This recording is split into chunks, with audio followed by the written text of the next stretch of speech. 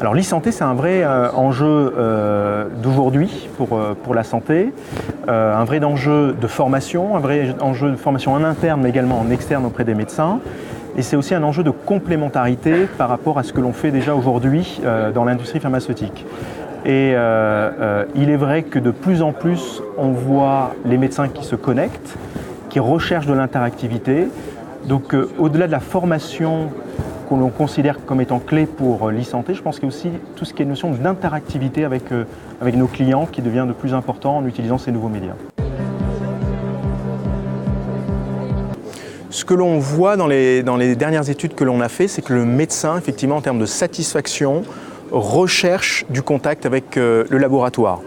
Ce qui est important, c'est que cette recherche d'interaction avec nous doit être impactante pour lui. C'est-à-dire que ce n'est pas simplement un contact physique, mais c'est apporter une certaine valeur ajoutée. Et nous pensons effectivement que les nouveaux médias vont apporter cette valeur ajoutée que l'on ne peut pas faire, on va dire, en face-face, ou que l'on ne peut pas apporter physiquement dans un cabinet médical. Alors, il y a plusieurs possibilités.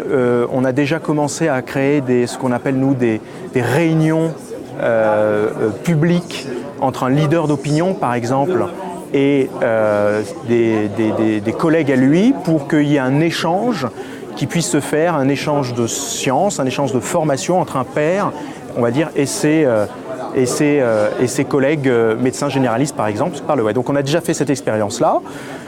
Ça, c'est la première chose. La deuxième chose que l'on voit également, c'est que dans les universités, aujourd'hui, donc il y a un problème aussi générationnel auquel on peut être confronté, entre on va dire, les seniors et les plus juniors médecins.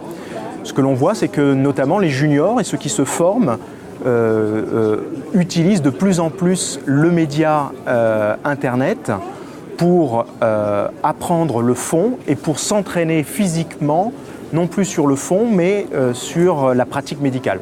C'est très vrai en chirurgie notamment, où d'ailleurs il y a une école avec laquelle on travaille, qui s'appelle l'école de chirurgie de Nancy, qui travaille comme ça. Donc elle forme les chirurgiens sur le fond avec le média Internet, et elle forme finalement le chirurgien sur la pratique, sur du vivant, in situ. C'est-à-dire qu'on perd moins de temps dans les universités aujourd'hui sur le fond grâce à l'outil Internet. Et je pense que l'industrie pharmaceutique a pour mission demain de s'aligner et d'être cohérent avec ce que fait l'université aujourd'hui. Alors nous, dans notre laboratoire, par exemple, nous travaillons avec une société savante et nous sommes partenaires de la création d'un site pour le cancer de la prostate. Et d'ici quelques semaines, on va lancer le premier site patient avec l'association qui s'appellera Prostranet, pour justement montrer les différentes étapes et le parcours et le chemin qui concerne un patient qui a malheureusement un cancer de la prostate, mais pas uniquement le patient qui est malade, mais également tout son entourage, la famille, parce qu'on s'aperçoit que quand on est malade, on n'est pas mal seul, on est aussi avec une famille qui nous accompagne dans la maladie. Ce sera un accès libre.